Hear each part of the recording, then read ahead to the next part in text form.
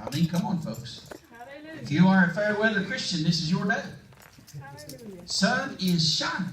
Yeah. Probably going to max out somewhere around 64 degrees, Brother Jim. Yeah. Man, kind of makes you want to break out the grill, throw some hamburgers on it, you know. Yeah. Maybe not. But anyway, it's a great day. And we're in church. And I honor this opportunity. Thank God for it. Do not take it lightly whatsoever. And just appreciate the service, the songs, lesson, Sunday school lesson this morning. Brother Sparks asked us yesterday to preach this morning. And he had no idea. I had no idea what he was going to teach. And, he had no idea what I was going to preach. But I know somebody did. Right. That's right. God did. Yes, he does. And I'd sure like to be able to help us today. I really would. And I'd like for you to help me in trusting that God would stand by us. Oh, yeah. Let's go first to Matthew chapter 24. Matthew chapter 24. And start at verse number 4.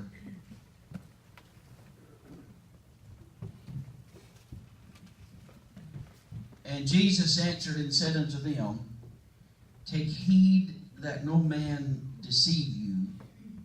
For many shall come in my name, saying, I am Christ, and shall deceive many.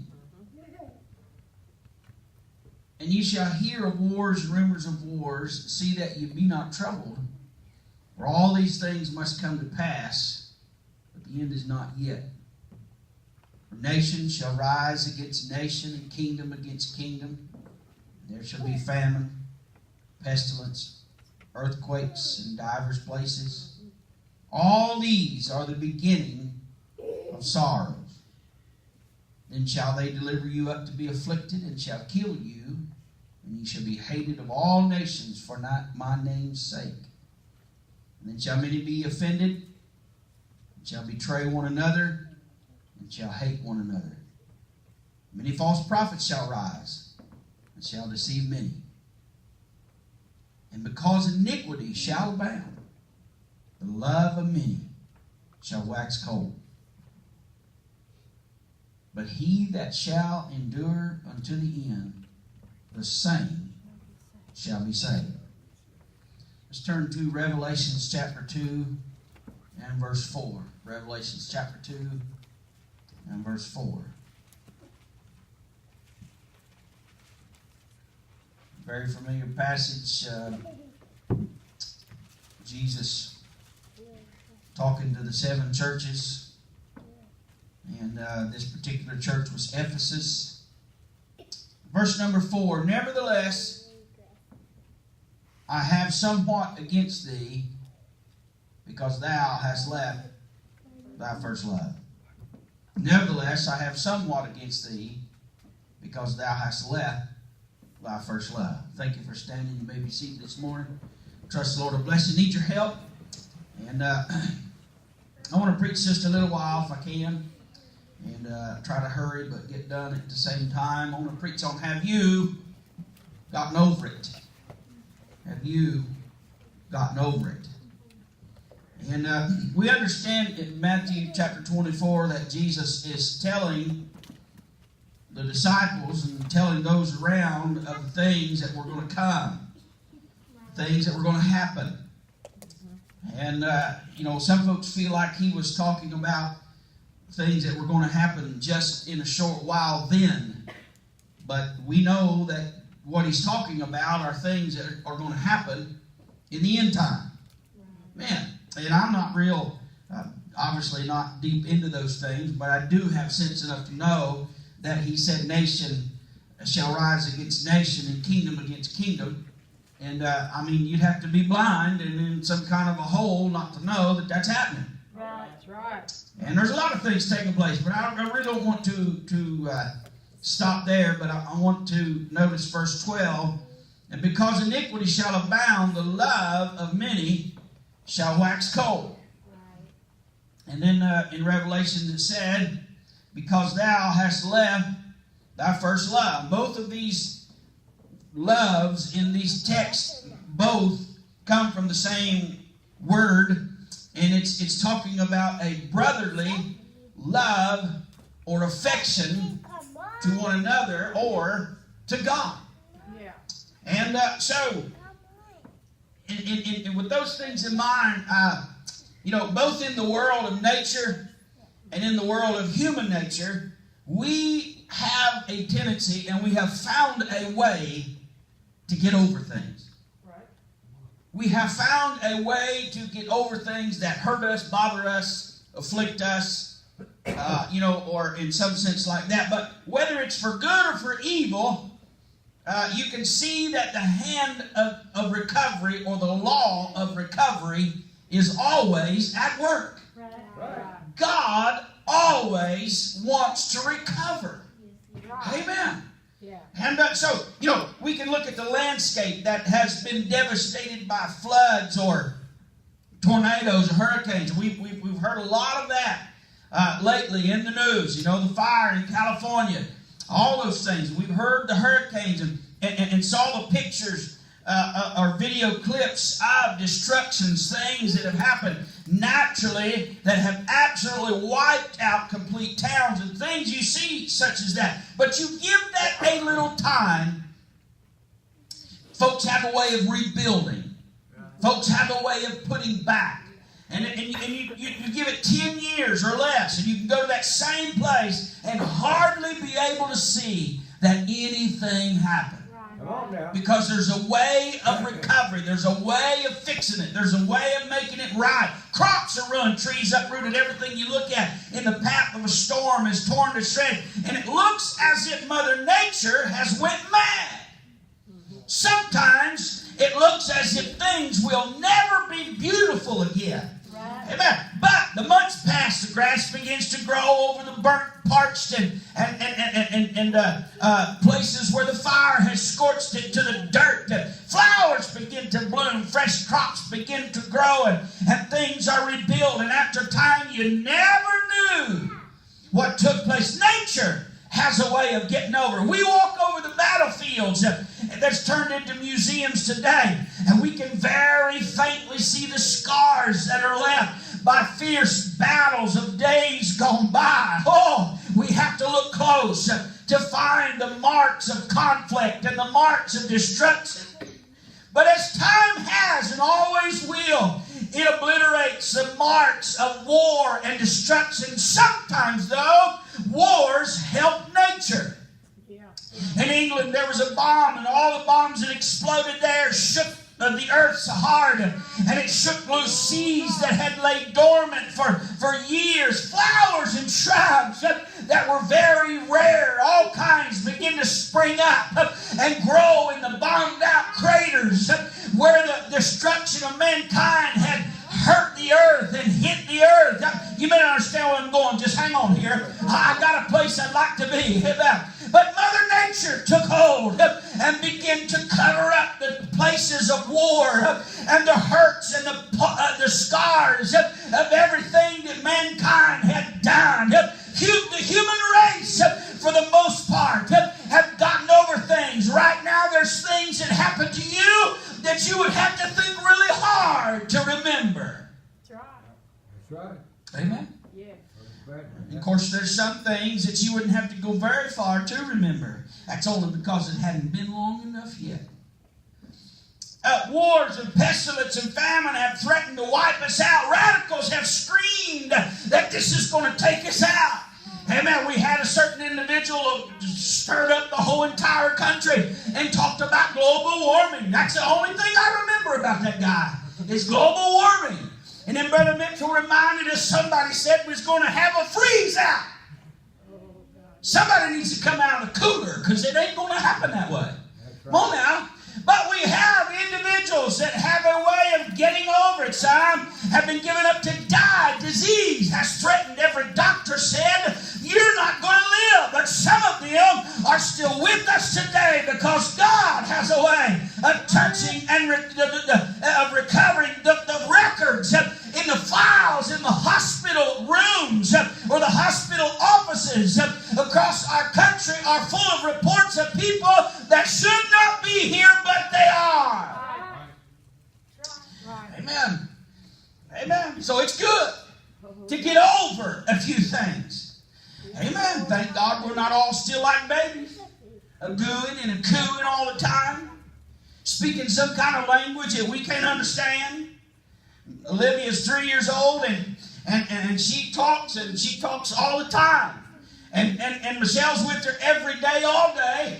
And I come home and she comes to tell me something. And I said, what did she say? I couldn't understand it. Her little baby language still is just so little, and you know, she can't really form. I'm glad that we don't all walk around talking like that still today, aren't you? Amen. Now, some of us in character act like that sometimes, but we're not going to preach on that. You see, babies are the ones that, and I kind of fit this too, that are always wanting that smooth, refreshing ice cream, you know.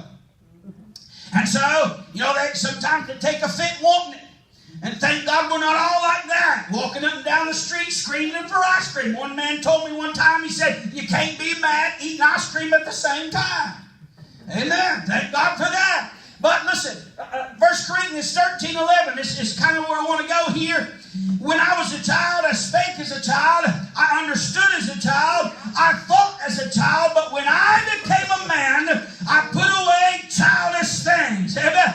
There are some things that have to change. Amen. Our prayer life has to be more than now lay me down to sleep. It's got to be deeper.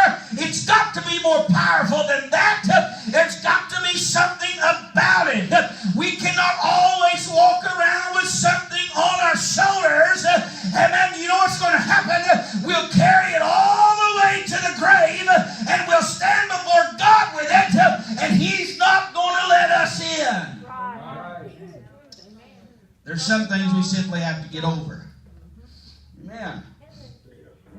We can all see the problems that are caused when folks don't grow up. Amen. Now, I'm going to tell you, you know, I've been in the stores, and you've been in the stores, and you've seen that 10, 11, 12-year-old kid with a pacifier still stuck in his mouth. Now, come on. And every other aspect of that child, Brother Danny, is normal. Come on, I mean, they're the right height like they're supposed to be and all that. And they plop that thing out of their mouth, you know, pop that thing out. They can talk, Brother Ralph, they say whatever they want to say. But they put that thing back in their mouth. Oh, come on here. Come on now. I'm talking 10, 11, 12 years old with a pacifier. Oh, come on now. I look at that in my brain, what little there is left, Brother Ralph. I said something a minute ago about my little brain. He said, what brain? I understand. But I look at that and I cannot comprehend how parents would allow that to take place. That's none of my business. It's not my child. Amen. But it's the same thing with the church. It's the same thing with the people in the church. It's not my business. It's not my church. But I can tell you this, that as long as we keep that thing in there and we go to suck it on that and we go to pull it on that all the time, and that's got to be what pacifies us, we're going to come up short. There are some things we've got to get over. Right. I'm not helping you, I can tell. Oh, God help us. Some things we get over and we should not get over. We look here at the church, this church, Ephesus. They were a church that was busy. Ephesus was a church that was strong in doctrine.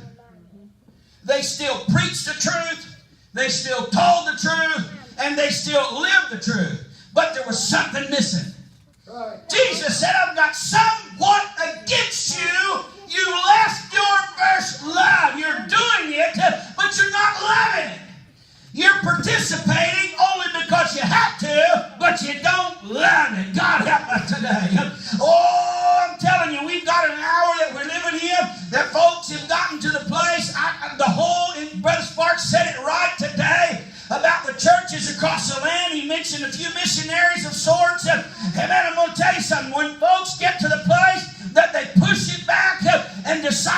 a loner. They decide to be a hermit.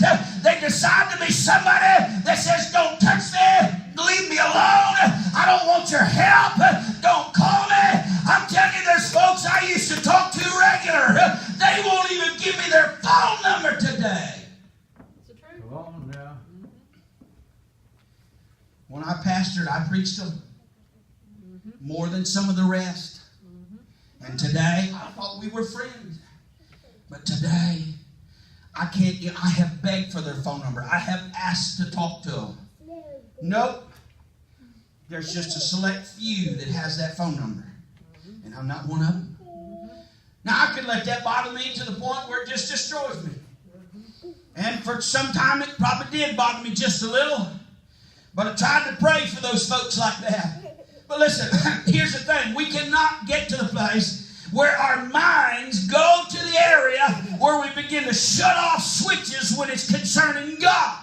Right. We begin to shut off churches when it's concerning God. We begin to shut off things that we've got to get to the place we can get over those things. Right. It's the truth. Amen. God. They did not retain that strong affection for God and the sacred things that they had when they were first brought to the knowledge of the truth. Come on now. What Jesus was saying was, you have left your first love. You know what he's saying to them? You got over it. You got, I'm going to tell you now. Oh Lord. I'm going to get in trouble here probably, but I've heard young folks talking about, that you can see boys walking around kicking rocks, just head down, just kicking rocks, and little girls sitting around sniffling, wiping tears, and blowing their little snouts and stuff, just tore up. Oh, it looks just terrible. And you say, what's the matter, buddy? Oh, you don't understand.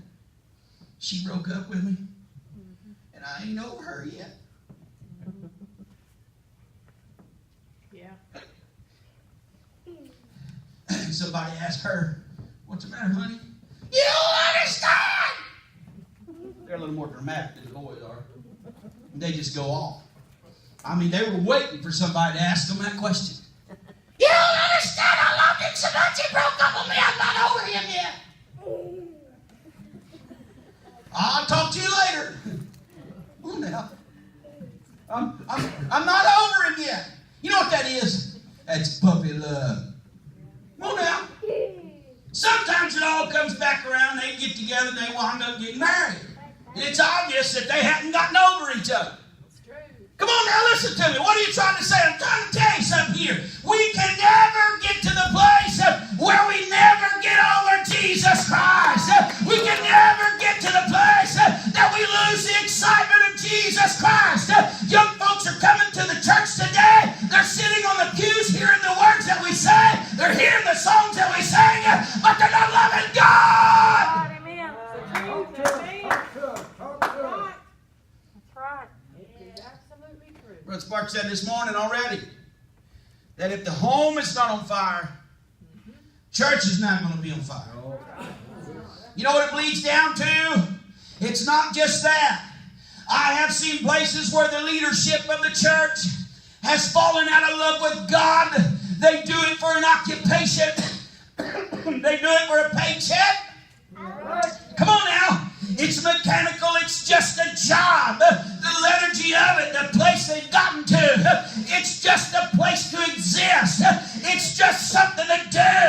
And when you have leadership like that, it's no wonder sometimes that folks fall out of love with God. That's right. Come on now. True. I'm going to tell you what I feel like right now. Hallelujah. Speak for my wife too. Hallelujah. I feel like that I've got flesh and blood under my fingernails from trying to hold on to my children and make sure that they don't fall out of love with God. Right. Truth. Amen. That's right. But you see, these wars and rumors of wars and these things that happen, and these storms that come, these things that takes place in our lives, they damage sometimes the ground we stand on, and we look at that and say that could never be repaired. But it is repaired. God can recover. God can fix. You know, when I was a kid, and I'll be 42 in just a few days, and some folks still say I'm a kid. That's only because you're older than me. But I can look now and say that when I was a kid, folks would tell me, Brother Sparks has told me, my mother's told me. I even remember my daddy telling me. Others have said, many others have said, there'll come a day, son, you're just a kid now. You don't understand. Me sitting there thinking, I believe I do understand. I think I know what I'm talking about, and me not having a clue. Hello? See, I'll say that now because I'm many years past that. There's a lot of things, Brother Harold, I still don't have a clue about, and I think I got it figured out, but I don't. I know I don't, but it feels good thinking I do. But young folks today have got to the place when you tell them, you know, you're still young, give it time, you know, all this. They look at you like you got 3 heads. Yeah, exactly. And they're thinking, what's wrong with you? Right. I got the tiger by the tail. I got this figured out. Oh, yeah. That's what they think. And all the while, falling out of love with God. I don't know here. We can still hold on to the standards and all the rules. We can keep every one of them and still not love why we do it. That's right. You hear me? That's right. We can read the Bible and believe every word in it and live by it. But if we don't love it, it's not all going to matter. Amen. Right. You see, what the devil's doing today, Sister Kathy, is he is telling people that no matter how long we've been in church, that book right there is really not, it's really not what it's cracked up to be. And you don't have to do this, you don't have to do that, and you don't have to. I'm going to tell you something here. This book has to be lived by regardless. That's right. That's right. But not only that, it's got to be loved That's right. regardless. Amen. I'm soon going to quit here. Oh, God. Help us, Lord Jesus.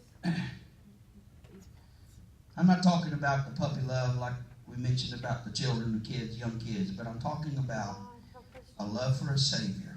Oh, God. Oh, God. Yes, Lord.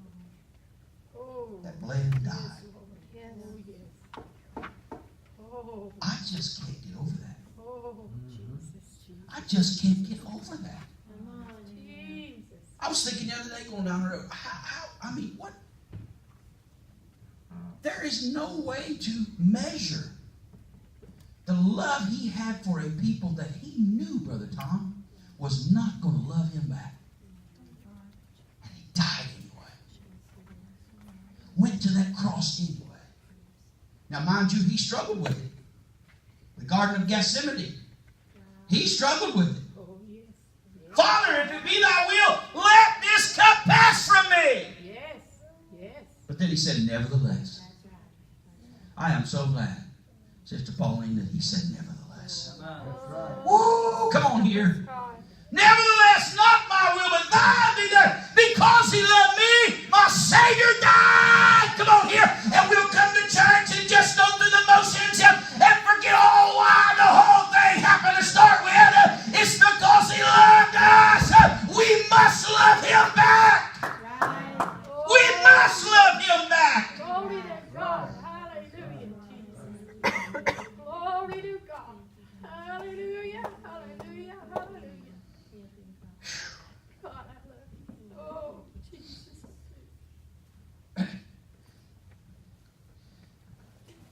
Matthew 18:3, and he said, verily I say unto you, except you be converted, become as little children, you shall not enter into the kingdom of heaven. Glory to God. Hallelujah. Hallelujah. He was saying that children do not become used to just living. Glory, glory. Hallelujah. They are excited about everything. Oh, Jesus. Oh, Their spirits are tender, bright. They're humble. You see, this was the trouble at Ephesus.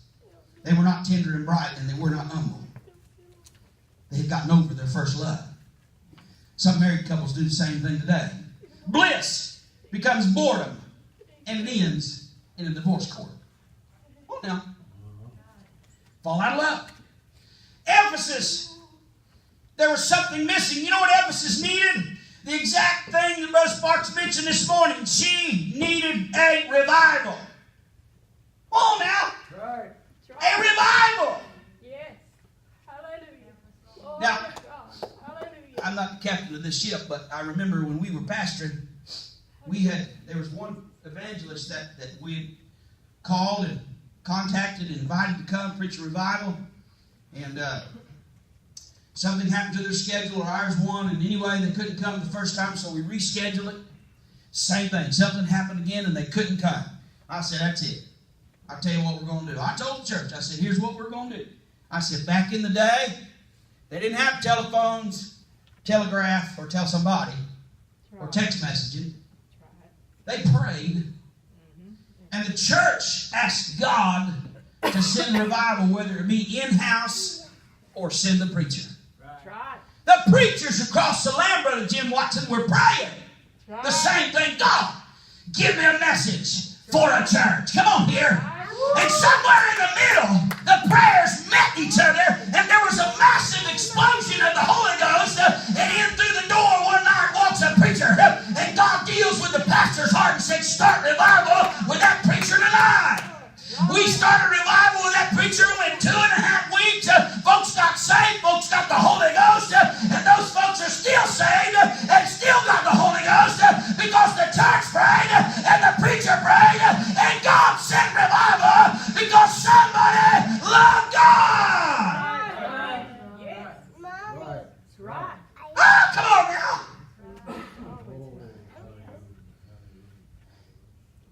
Oh, God help us not to become mechanical. Right. God help us Right. not to lose our first love. God help us not to lose the joy of our salvation. God help us to remember that grace is still as precious as when we first believed. That's right. Right. Yes. Help us, God. Help us, Jesus. Help us, Jesus. Help us, God. Sometimes we sing those precious words. No other word for grace but amazing. And still they're empty if we're not careful. That's right. Now, you think that I've been up here just trying to line somebody out? You're dead wrong. This message is for me as much as everybody else. A.J. Gordon tells of a fountain that gushes out refreshing water over iron lips that never tasted. Well, no. It's just a statue. There's no life, there's no breath. It's just there, but that fresh water coming out every day across those steel lips, and it never tasted. How many times across this pulpit has the very breath of God breathed? Come on, help me with just a few minutes here.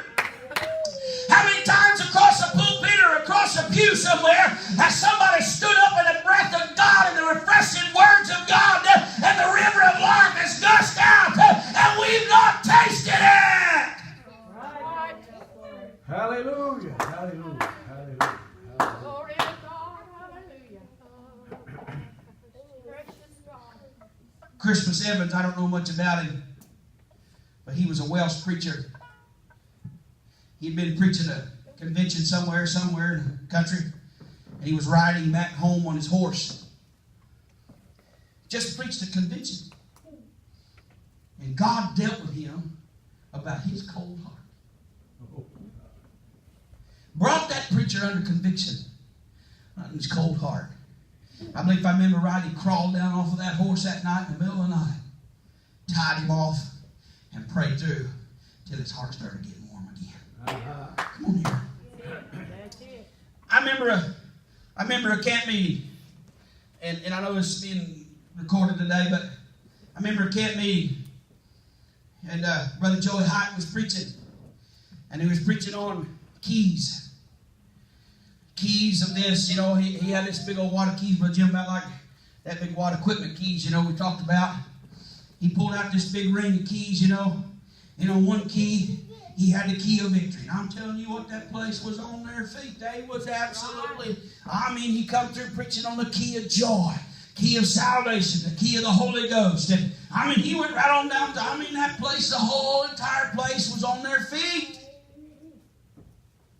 And then only like Brother Joey I could do, start digging down like he's really searching for something. And he pulls out this black key. All them preachers, there was probably 300 preachers or more there. Brother Mitchell. Yeah.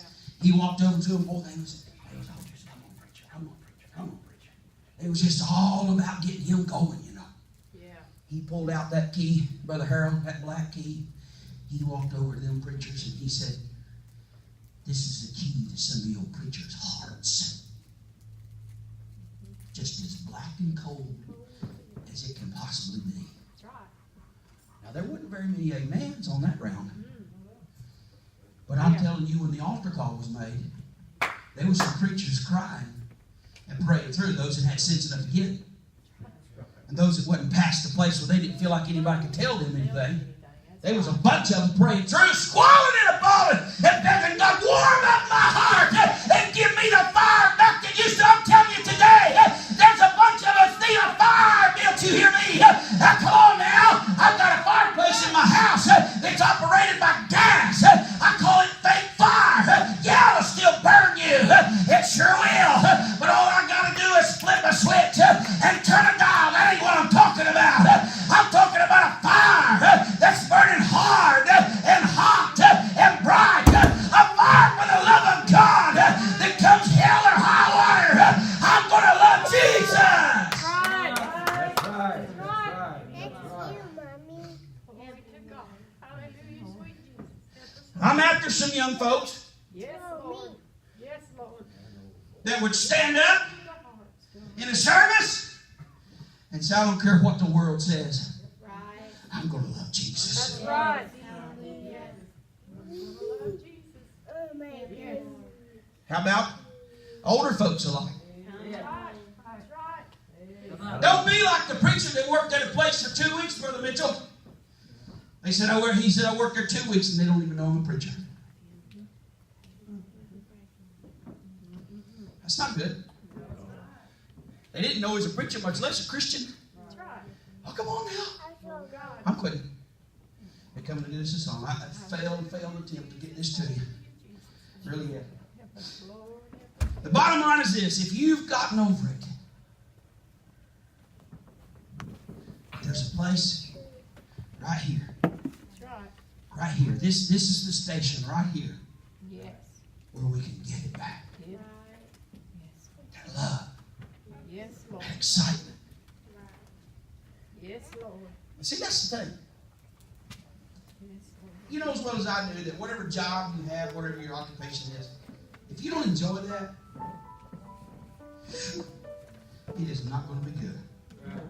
That's not Brother Mitchell's fault at all. I love him.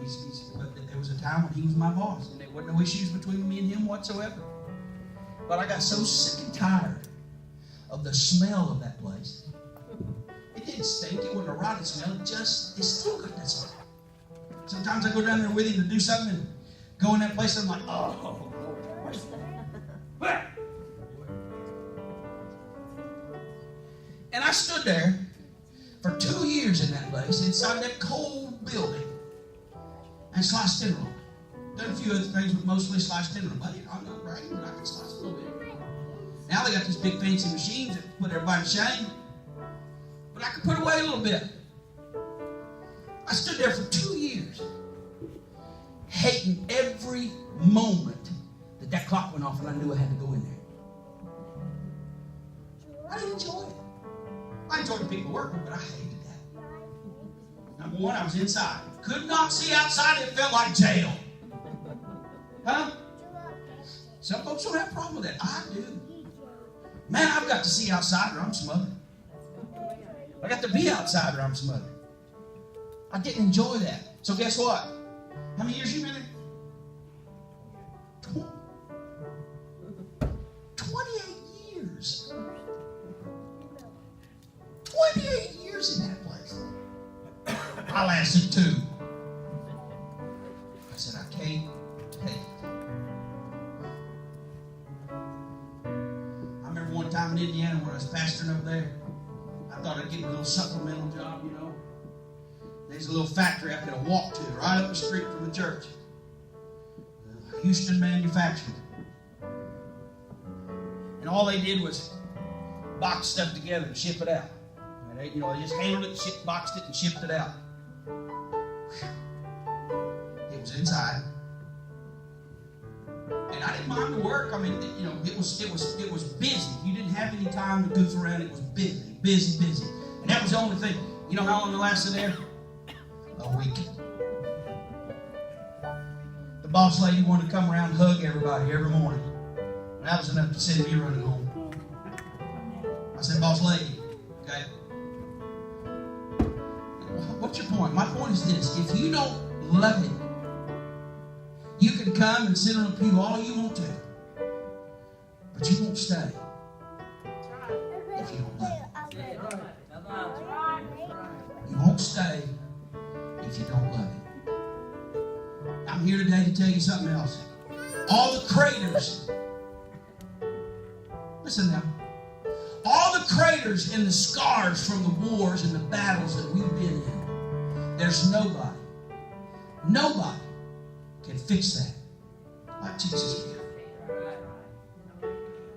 All the misunderstandings, all of the times that you said something and folks completely misconstrued it and turned it around and made it something that you had no intentions of it being. How many times have you ever been there, huh? Yeah. All of those things that happened to us, nobody can turn that around and fix it except Jesus.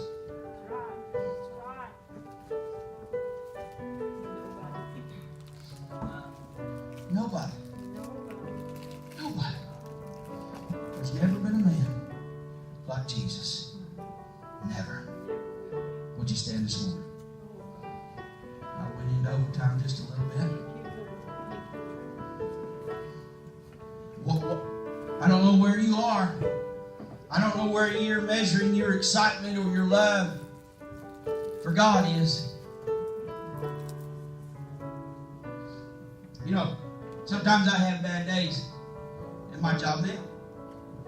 I drive a truck. I'm always out. I'm always doing something. I've got nobody breathing over my shoulder, smacking me on top of the head, telling me what to do.